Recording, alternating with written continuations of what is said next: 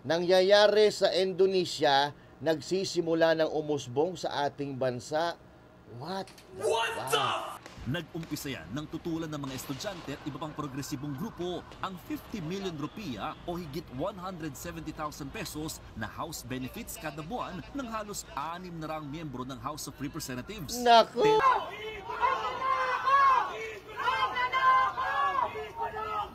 Ayan. Yan po, nagkabat-obat. Kasi nabayaran na siya nung last year. Sabi dito ng DPWH, 100% completed nito last year. Paktay ka diha. Yung 15 contractors na yon ay maaring natatakot na magturo ng iba pang mga sangkot dito Nako. sa maano. At eto na nga mga kababayan, Master Judea, nagbabalik na naman. Kumusta po kayo ngayong araw ng Huwebes? Abay, ginulantang tayo ng balita mga kababayan. Nangyayari sa Indonesia, nagsisimula ng umusbong sa ating bansa. What the fuck? At mga kawatan, nagsisialisan. Papaano sila mapapanagot sa kanilang mga kasalanan? Mga ghost project sa DPWH, lalong dumadamit, nalalantad. Pero bakit yung mga malalaking isda hindi nalalambat? Mga walang hiya kayo, ha? What the fuck? Ito na nga mga kababayan at nagsimula na po ang kaguluhan. At ngayon, konti pa lang yung mga nagwewelga. At nagbabato doon sa mga bahay ng mga sinasabi nilang kurap. Pero dahil sa sobrang galit ng mamamayan, sigurado ako, dadami at dadami yan as days goes by. Marami ang sasama dyan mga kababayan. Dahil ngayon nakikita natin, nakikiisa na ang taong bayan para mapanagot ang mga kawatan sa lipunan. At para mapanagot ang tunay na mga kawatan, ha? Kasi ngayon, kahit saan ka magpunta, mga kababayan, sa iba't ibang panig ng Pilipinas, pinag-uusapan itong korupsyon sa ating bansa. Luzon, Visayas at Mindanao na ang usapan. Galit na ang taong bayan, kaya dapat hindi makalabas ng bansa ang mga kawatan, mapanagot sa kanilang mga kasalanan. At pag-uusapan po natin yan, mga kababayan, pagkatapos lang nito. Banateros ay hindi magigiba. Banateros ay hindi nag-iisa. Banateros ay kami walang iba. Banateros hanggang sa huli naming hininga. Yan ang banateros, walang inuurungan. Pag tama palakpakan, pag mali ay babanatan. Yan ang banateros, boses ng ordinaryo Pilipino. Banateros ay walang makakaawan.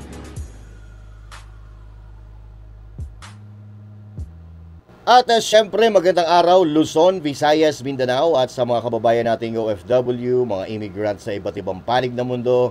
Magandang araw po sa inyo lahat at syempre huwag kakalimutan na mag-like, mag-share at mag-subscribe sa ating channel para lahat tayo ay masaya. Gusto ko yan! At kababayan at nangyayari na yung ating kinatatakutan na kaguluhan na kailanman hindi natin inaasahan at kailanman hindi natin pinapangarap na magkagulo ang bansang Pilipinas. Pero dahil dito sa panggagahasa, sa pambabalasubas sa ating bansa at sa kaban ng ating bayan, ang mga Pilipino, ang mamamayan ay talagang nauubos na ang pasensya. 'Di ba yung laging naratibo na sa China na wala na mga kababayan. Pero yun tinututulan natin dahil ayaw natin ng kaguluhan sa ating bansa. Pero marunong ang Diyos Marunong ang Diyos, ipinapakita nila sa atin kung saan talaga ang tamang landas. Diyos na mismo ang gumagawa ng paraan para malaman natin itong katiwalian na nangyayari sa ating bayan. Diba? Sinong gumagawa ng ulan? Sinong gumagawa ng baha? Wala namang ibang makakagawa niyan kundi ang Panginoong nasa itaas. So, ito isiniwalat ng kalikasan ang korupsyon sa Pilipinas. At yan din po ang nangyari sa Indonesia. Alam niyo po ba kung ano ang nangyayari sa Indonesia?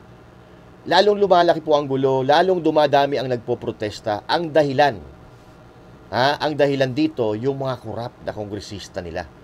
At para bigyan po kayo ng idea kung ano ang nangyayari doon sa kanila, so eto po, panoorin po natin muna bago tayo mapunta dito sa problema ng ating bansa. Tiransak ng mga Indonesian ang ilang bahay ng mga politiko. Winasak nila ang mga luxury car at tinangay ang mga mamahaling gamit. Ang ugat niyan, korupsyon sa gobyerno. Nako! Ito ang Frontline News Abroad. Puwersahan ng pinasok ng mga galit na Indonesian ang bahay ng ilang miyembro ng parliament. Isa na riyan si MP Ahmad Saroni. Kabilang sa pinuntiryan ng publiko ang luxury cars na pag-aari ng politiko. Patay! Pinagpapalo at winasak nila yan. Habang ang kanyang mga gamit mula refrigerator, TV, mga plato, mamahaling damit, relo at bag at kahit pang life-size Iron Man statue, tinangay. Nilooban din at tinadtad ng spray paint ang bahay ng politikong si Uya Kuya. Nako! Nauna nang niransak ng mga ralista ang bahay ng Indonesian Finance Minister. Sinunog din nila ang ilang government office, pati headquarters sa mga pulis, hindi pinalagpas. Ang ilan naman may dalang watawat ng kilalang Japanese anime na One Piece, na naging simbolo na ng protesta sa mga pulisiya ng gobyerno sa bansa. Sa halos isang linggo ng mga riot sa Indonesia, 8 na ang naitalang nasawi. Nag-umpisa yan ng tutulan ng mga estudyante at iba pang progresibong grupo ang 50 million rupiya o higit 170,000 pesos na house benefits kada buwan ng halos 6 na rang miyembro ng House of Representatives. Naku! 10 times na mas mataas yan sa minimum wage. Lumala pa ang protesta ng masagasaan at mapatay ng mga pulis ang isang delivery rider. Naku po! Pinagputos na ni Indonesian President Prabowo Subianto na tanggalin ang ilang allowance at pribilehyo ng mga kongresista. Pinahigpitan din niya ang paghuli sa mga nagpoprotesta. Sa ngayon, mahigit 3,000 na ang naiulat na naaresto. Ayon naman sa Department of Foreign Affairs, walang Pinoy sa Indonesia na nadamay sa protesta. Ayun, mga kababayan, palala ng palala po ang gulo. So ito po ang salamin ng korupsyon, kaguluhan. Hindi ito inisip ng mga korap na politician sa ating bansa na magkakaroon ng ganitong kaguluhan kapag binabalasubas nila o binababoy nila ang mga Pilipino, lalo-lalo na ang pinaghihirapan ng taong bayan. So dito, mga kababayan, yung presidente, parang wala rin nagagawa. Oo, parang wala rin nagagawa dahil patuloy itong pangmomolestya ng mga kongresista diyan sa Indonesia sa kaban ng kanilang bayan. At ayon sa balita, mga kababayan, narinig naman natin, dinadagdagan yung mga perks ng mga nasabing congressman nila. Samantalang yung mga ordinaryong mga Indonesian nagdurusa. So, mga kongresista daw di umano nila ang gumagawa ng batas, pero ang batas na ginagawa nila ay pumapabor lang sa mga kagustuhan nila. Sila lang ang nakikinabang sa mga batas na ginagawa nila. At lahat daw ng allowance meron ng mga kongresista nila. Rice allowance, house allowance, dress allowance, at kung ano-ano pang allowance, mga kababayan. At doon nag-ugat ang kaguluhan diyan sa Indonesia. At dumating sa punto, sinusunog ang mga bahay, niraransak ang mga bahay, at kinukuha yung mga mamahaling kagamitan na ang pinambili diyan ay galing mismo sa pera ng mamamayan ng Indonesia. Kaya binabawi nila ngayon, mga kababayan. Pero dito naman sa ating bansa, wala silang mga tinatanggap na ganitong mga magagarbong allowance, pero mas matindi pa yung kanilang nakukuha at napapakinabangan. Bilyon-bilyon, mga kababayan, galing sa mga insersyon. At ito nga, ang resulta dito sa ating bansa, nagkakabukingan na sa mga proyekto na hindi makita, mga ghost projects, at mga proyektong walang silbi dahil substandard, dahil nasa bulsa na nila yung pera na ipopondo sana para magawa ng maayos yung mga proyekto ng ating bayan. At yung nangyayari sa Indonesia, mga kababayan, mukhang nag-uumpisa na sa ating bansa. Dahil kaninang umaga, pinagbabato po ng bato, putik at kung ano-anong basura ang bahay ng mga Diskaya. So ito po, panoorin po natin ang balita na yan. Ito. Ayan o.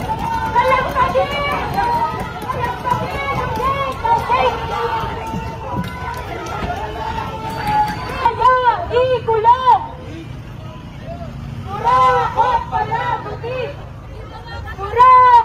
Magnanakaw! Sama-sama! Magnanakaw! Magnanakaw! Magnanakaw! Magnanakaw! Ayan. Yan po, nagkabato-bato na puti. Ay, grabe, galit na galit ang mga tao Galit na galit ang mga tao. Oh. Ah.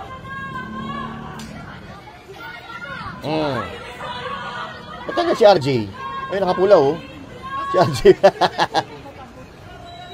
Oh, nakamaroon si RJ yun. Ayan na.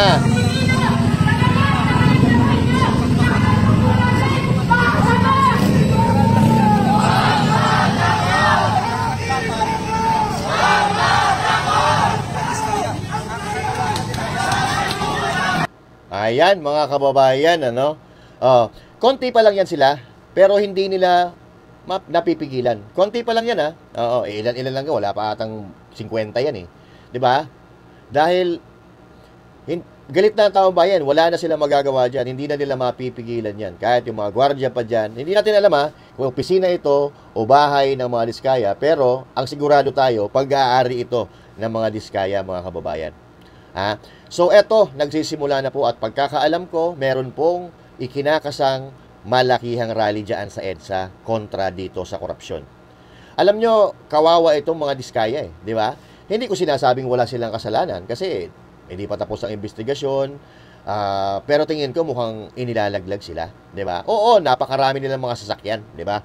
Napakarami ng sasakyan, mga luxury cars, at nakakabwisit naman talaga. Di ba? Pero hindi maglalakas ng loob ang mga Diskaya kung walang politikong sinasadala niya mga yan. Tandaan natin na reinstate yung kumpanya nila, yung mga kumpanya nila sa kasalukuyang administrasyon. Ang tanong, sino ang malaking tao sa gobyerno ang nasa likod at kasabwat nila or boss nila na nagbibigay ng katakot-takot na proyekto sa kanila? Ako, medyo may hint na ako. May hint na ako kung sino, pero pilit tayong nilalansi ng mga politiko. Pilit nilang iniiwas sa issue, pilit nilang iniiwas ang issue doon sa tunay na may pakana ng lahat ng ito. Yung iba nga ayaw nilang padaluhin sa mga hearing-hearing dyan sa Kongreso. At ito, mga kababayan, ito para maintindihan natin at makakuha rin tayo ng idea at ng leksyon dito sa nangyayaring ito. Alam nyo ba kung bakit napag-iinitan ng mga Diskaya? Napag-iinitan sila dahil doon sa greed, doon sa yabang, sa pride at ego. So, ibig sabihin dito, they violated the number 1 law in the 48 laws of power. Okay? Ano ba yung number 1 law sa 48 laws of power? Ang sabi dito, never outshine the master, na ang ibig sabihin, huwag maging mataas sa Panginoon o sa hari or sa king. So marami silang nasagasaang pride, ego at superiority, mga kababayan, dahil ipinakita nila ang kapangyarihan nila, kaya karangyaan nila doon sa interview ni Julius Babaw at ni Corina Sanchez. Siyempre, nasaling ang mga pride at ego ng mga masters nila, yung mga boss nila na walang iba kundi ang mga politikong nasa likod nila. 'Di ba? Parang feeling tuloy ng mga masters nila, apakayabang nito mas mayaman pa sa atin ito, nasasapawan tayo nito. Kaya sa tingin ko, inilalaglag sila para sa kanila mapunta ang sisi ng lahat ng nangyayaring issue ng korupsyon sa ating bansa. So, ang nangyari kasi dito, they outshine the masters. Napahiya ang mga politiko sa yaman nila, mga kababayan. Oo. What the fuck? Napahiya ang politiko sa yaman nila na sa isip-isip nila dapat mas mayaman tayo dyan sa mga yan kasi tayo ang nagbibigay ng proyekto sa kanila. Pero bakit ngayon? Mas mayaman na sila sa atin. Kaya feeling ko ito talaga nagkakalaglagan dito. At alam nyo, ganito rin ang nangyari kay Torre. Torre also violates the number 1 law and the 48 laws of power, which is never outshine the master. Ang ginawa ni Torre sa sobrang kayabangan niya, hindi siya nakikinig at feeling niya siya na ang Panginoon at wala nang nakakataas sa kanya. Ganon din yung ginawa niya. Napahiya at nasaling niya ang ego at pride ng mga nakakataas sa kanya. Kaya nga sinatanggalan sa pwesto. Sinapawan niya yung master niya unang-una, si John B. Cremulya. Nasaling yung pride, superiority, at yun. Ipinakita kay Torre ang pagka-superior na nakakataas sa kanya. Kaya nga napakahalaga dito sa lupa, mga kababayan, na kahit gaano katayog ang narating mo, dapat maging humble ka. Kasi yung yabang nakaka-attract yan ng insecurities. Kapag nag-flex ka ng power mo, maraming may insecure sa'yo. Pagpaplanuhan ka kung paano kanila pababagsakin. Oo, hindi mo mararamdaman yan. Hindi mo mararamdaman yan. Pero universe na mismo ang magpaparamdam sa'yo niyan. buhay na patunay si Torre. 'Di ba? Untouchable siya. Lahat ng gawin niya, walang pumipigil sa kanya. Pero ano nangyari? Ngayon, kung gaano siya kataas, katayog dati, yun din kalalim ang kanyang binagsakan. Kaya dapat, sa lahat ng pagkakataon, humble ka. Always make sure na hindi mo mababypass, masasagasaan ang mga tao na nasa taas mo para hindi ka mapag-initan. Pero wala nang magagawa. Wala nang magagawa si Torre, wala nang magagawa ang mga Diskaya dito, kundi harapin itong mga problema na darating sa buhay nila. Itong mga problema na kinasasangkutan nila. Nang dahil sa isang interview, ang buhay nila ay nasadlak sa gulo. Pero ako, sa pakiwari ko dito, may kinatatakutan itong mga Diskaya na malaking tao sa politika. Kung ako, ganun din naman di ba? Mamimili ka lang kung doon ka pupunta sa tama o doon ka pupunta sa mali, di ba? Kasi ngayon wala na Ang sa kredibilidad at pagkatao ng mga Diskaya ay kung isusuplong nila kung sino talaga ang may pakana dito. Kasi yun naman ang gusto ng taong bayan yung mapanagot ang mga pasimuno, mga kawatan sa ating bayan. At hindi yun mga kontraktor yan. Yung mga kontraktor, alam ko, nagagamit lang din yung mga yan, di ba? Pero siyempre, meron din silang pananagutan, hindi sila ligtas dito. Pero ang dapat makuha natin dito, matagpas yung pinakapuno. Di ba? Mayroon din pananagutan ang kontraktor sa bayan. Kaya kung ako sa kanila, ilalaglag ko na kung sino talaga yung ugat, yung mastermind, at pasimuno ng pangwawalang hiya sa kaban ng bayan. Kasi kung di nila gagawin yon, sila ang pag-iinita ng taong bayan. Samantalang yung mga amo nila, mga boss nila, ng mga politiko, sa sarap ng buhay, pa-travel-travel lang. Pero yung mga kontraktor, binabato ang mga bahay, baka, dumating pa sa punto na pagsusunugin ang mga bahay niyan. Di ba? So, lalala pa yan, mga kababayan. Darating yung araw, lalala pa yan. Kasi, habang tumatagal, padami po ng padami ang natutuklas ng katiwalian. Hindi lang sa flood control, hindi lang sa flood control. Pag-uusapan natin yan. Marami ang nadidiskubre na katiwalian, hindi lang sa flood control. Pag-uusapan natin yan sa ibang issue. Okay? Sa ibang topic. Pero dito, kung nakontrol nila yung pondo sa flood control, ang taong bayan hindi nila makokontrol. Yan ang katotohanan dyan. At parami ang natutuklas ang ghost project sa iba't ibang panig ng bansa, mga kababayan. Pero ang pinakamalala, dyan sa Bulacan. Bulacan, Pampanga, malala po dyan. At yung isa nga na bigotilyong congressman na sangkot sa pangangawat at may kaso sa ombudsman. Mga kapatid, umiskerda na papunta ng ibang bansa. Kasi di na natin nakikita sa kamera yung isang kongresista diyan sa norte. Wala na siya doon. Sa hearing, di natin nakita. So, ibig sabihin, nagsisili para nila na sila. At ang pagkakaalam natin, base sa mga balita di umano, ay si Saldico at yung kanyang kapatid, wala na rin daw sa ating bansa. Now, kung wala silang kinalaman, mga kababayan, bakit sila nagliliparan paalis ng bansang Pilipinas? So, dito pa lang, alam na natin kung ano talaga ang nangyayari. Pero ghost projects baka mo. Eto, hatid sa inyo ng mga kawatan sa gobyerno, flood control, ghost project, Vince Sison, secretary ng DPWH, banatan mo. So, ito, ang tawag ko dito, patay na, pinipigit buhayin. Ano yan? Kasi nabayaran na siya nung last year. Sabi dito ng DPWH, 100% completed nito last year. Paktay ka diha. Pero, siguro, 3 weeks ago, umiinit. Nag-iimbestiga na ang Senado, nag-iimbestiga na ang Kongreso, nagalit na ang Pangulo. Pinipigit buhayin yung patay. Wala na ito ghost project ito Klarong-klaro na ghost project ito. Ghost project yan. Pero, pilit nila itinatago. Grabe, no? Nagda-damage control na sila. Pilit nilang tinatakpan yung pagsingaw ng mga baho nila. But it's too late. It's too late dahil may mga papeles na yan. At sabi nga, doon sa interview, kompleto na, may papeles, completed na. Ngayon, ang ginagawa nila, mga kababayan, ginagawa nila ng mabilisan yung mga ghost projects na para pag may nagpunta, may makikitang ginagawa. Hindi naman nga ghost project kasi may ginagawa. Pero, hindi nagsisinungaling ang ebidensya. Kung merong papeles na kompleto, wala na magagawa yung mga damage control nila. Kahit pilit pa nilang pagtakpan yan, pilit pa nilang ayusin at gawin, makikita kung bago lang nagawa o lumang gawa, yung mga palitada, yung mga riprap, makikita yan kung bagong gawa o luma.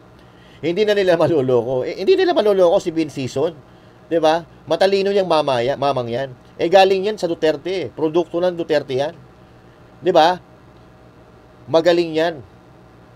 Kaya lahat ng mga tiwali sa gobyerno ngayon, di na mapakali. Dahil ang investigasyon malapit na sa kanilang pintuan. Yung hearing sa Kongreso, wala yun.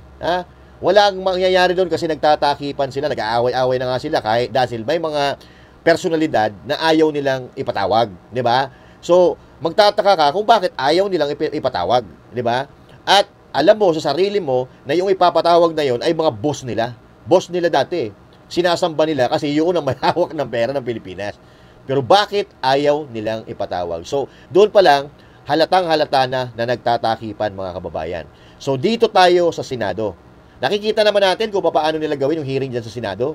Walang pinoprotektahan. Wala silang sinasanto. Lahat ng may sala dapat parusahan. Makikita naman natin yan kung house show Makikita naman natin kung pinapaikot-ikot tayo ng hearing Pero sa nakikita natin, talagang gusto nilang mapanagot.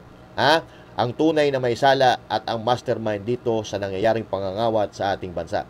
At ano ang susunod? Matapos ang pangalawang hearing sa Senado, ano ang susunod na mangyayari? Anong susunod na plano? Abay, pakinggan natin yan sa chairman ng Blue Ribbon Committee na walang iba, kundi si Senator Rodante Marcoleta. Panoorin po natin kung ano ang mga plano nila. Nagsagawa tayo ng pangalawang pagdinig itong malawak at hindi matanggap-tanggap na pagkakalustay ng ating pera ukol nga sa paglalatag ng mga flood control projects. Siguro po napansin ninyo ang kaseryosohan po ng pagdinig dahil ako po mismo sa aking pangungunang salita. Nung makita ko po na hindi nila maibibigay yung listahan ng mga bilang ng flood control projects na tinawag nating multo o ghost projects, ay talagang sinabihan ko ng diretso ang ating Secretary Bonoan ng TPWH, hindi ko tatanggapin yung dalawang listahan na ibibigay mo sa akin. Sapagkat nung unang pagdinig pa lang, ang indication na sinasabi namin dyan, marami talaga yan. At napilitan kong sabihin sa kanya na sa estimate namin, hindi bababa sa 70 ghost project. Grabe. Bakit ang ibinibigay mo ay dalawa lang? Siguro napansin po nila na seryoso po talaga kami. Kaya Grabe, no? Mahigit 70 ang ghost flood control projects, mga kababayan. Pero, binibigyan sila ng listahan kung saan dalawa lang ang nakalista na ghost project. Aba, damage control talaga, no? Kumbaga, po talaga nila. Pero huwag tayong mag-alala, mga kababayan, dahil nagtitiwala ako kay kay Senator Rodante Marcoleta.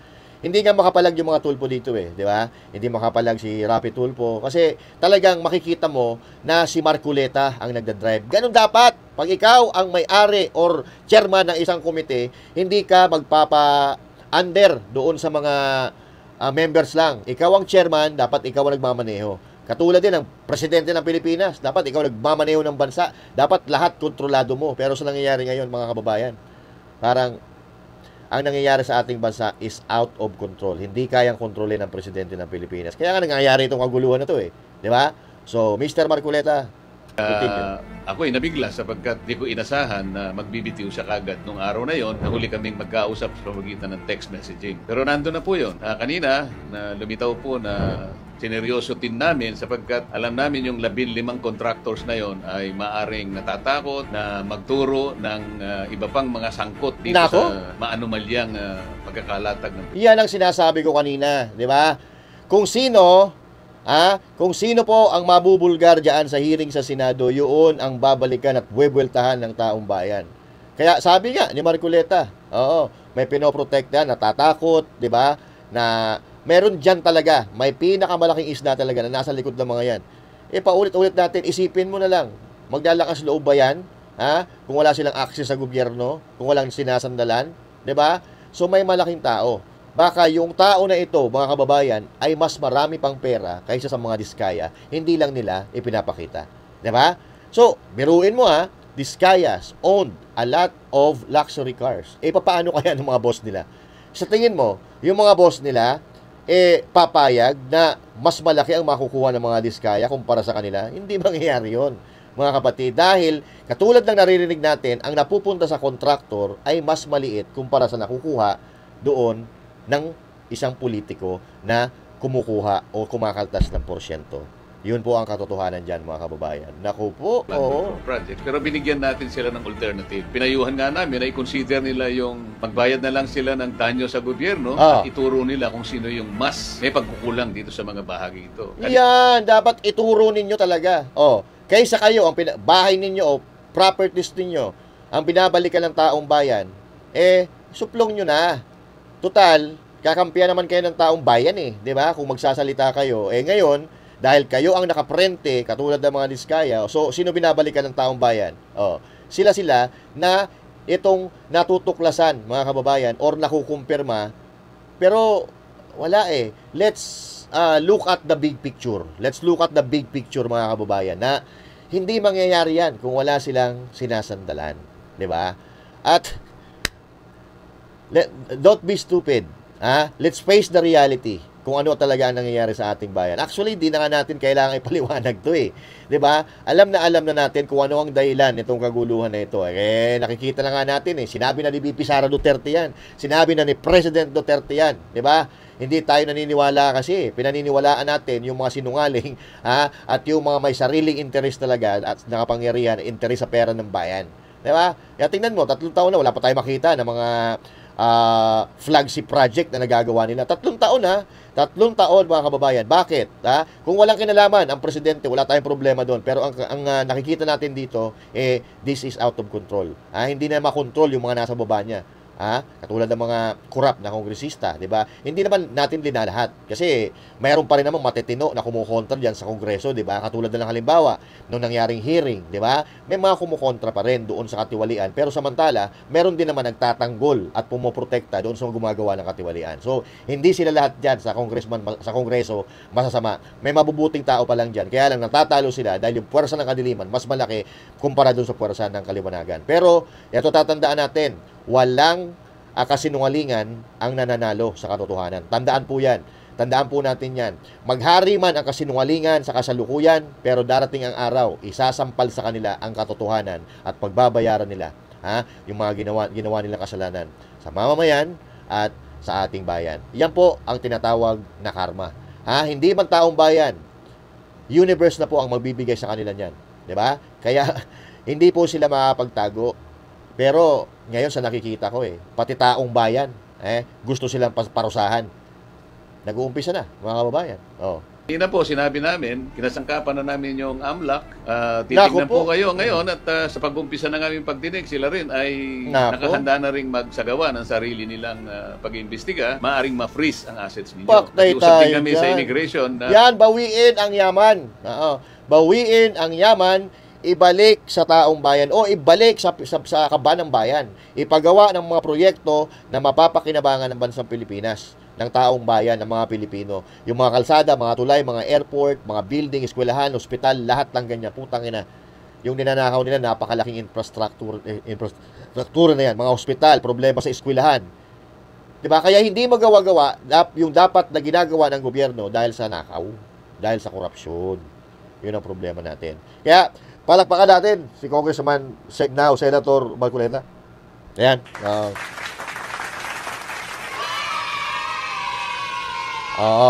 Tuloy-tuloy. Magkakaroon pa tayo ng pangatlong Senate hearing regarding dito sa flood control. Huwag mong titigilan yan, Senator Marcoleta, hanggang yung tunay na may sala ay hindi natin na ilalabas. Palabas sila ng lookout order yan. Sakaling ang iba po sa kanila o sa inyo ay nagtatangka na umalis ng bansa. At yung pick-up, sinabi namin, yung chance na ma-revoke ang mga lisensya ninyo, nandyan din. Of course, ang DPWH at saka yung Civil Service Commission, kapwa sila mayroong karapatang magpataw ng preventive suspension sa kanilang mga airing officials at mga empleyado. So, siguro po napansin niyo na seryoso po kami talaga na matuntun natin kung sino talaga ang may kasalanan. Yan po naman talaga ang tinatahak na direksyon ng ating pagdinig. Yan lamang po kayo at yan! Kung sino ang may kasalanan. Kung sino ang pasimuno, mastermind ng sindikatong ito, mga kapatid. So, napapansin nyo ba ngayon na parang puro Diskaya lang? Yung St. Edward, kung ano-ano. Pero yung Diskaya Company, mga kababayan, tinanggalan ng pickup yon, no? Wala na sila. Wala na yung siyam na kumpanya ng mga diskaya, wala na, suspendido na, baka mamaya blacklisted na ngayon, di ba? Pero, bakit yung iba? Katulad ng Sunwest, Hightone, naku po, oo, 15 yun, 15 kumpanya, wag tayo mag-focus lang doon sa mga diskaya, dahil meron dyan, na mas malaki pa. Tandaan natin, mga kababayan, wag tayong magpapalito, wag tayong magpapalanse. Pero ang kagandahan dito, tuloy-tuloy, ang hearing sa Senado na sigurado hindi papayag si Marcoleta na hindi mahuli yung tunay na may sala nito, yung mastermind, mga kababayan. At yun naman ang gustong makita ng taong bayan. So, ipagdasal natin na maliwanagan, maliwanagan itong mga naiipit ngayon, sabihin nila kung sino talaga yung tunay na kawatan, di ba? Kasi, kung sino ang mapapatunayan dyan sa hearing na yan, kung sino ang mapagbibintangan, kung sino ang mapapangalanan, ay yun ang pagdidiskatahan ng taong bayan. Ulit-ulitin natin. Tingnan nyo, nag-uumpisa na. Pinagbabato na yung bahay ng ang pag-aari ng mga diskaya. So, kawawang diskaya. Kaya kung ako sa kanila, naku po, oo. Sing a song. Kanta na, di ba? Kasi, hindi kayo titigilan ng taong bayan kapag kayo lang lagi, pangalan nyo lagi ang nami-mention sa balita and all that. Kailangan namin ng malaking isda. Okay? So, mga kababayan, kung meron kayong opinion dito sa napag-usapan natin ito, i-comment ninyo. Malapit na tayo sa finish line. Oo. Nag-aalisa na. Kung sino ang aalis sa Pilipinas, mga kababayan, may kasalanan yan. May itinatagong baho yan. Kung sino ang aalis at magtatago.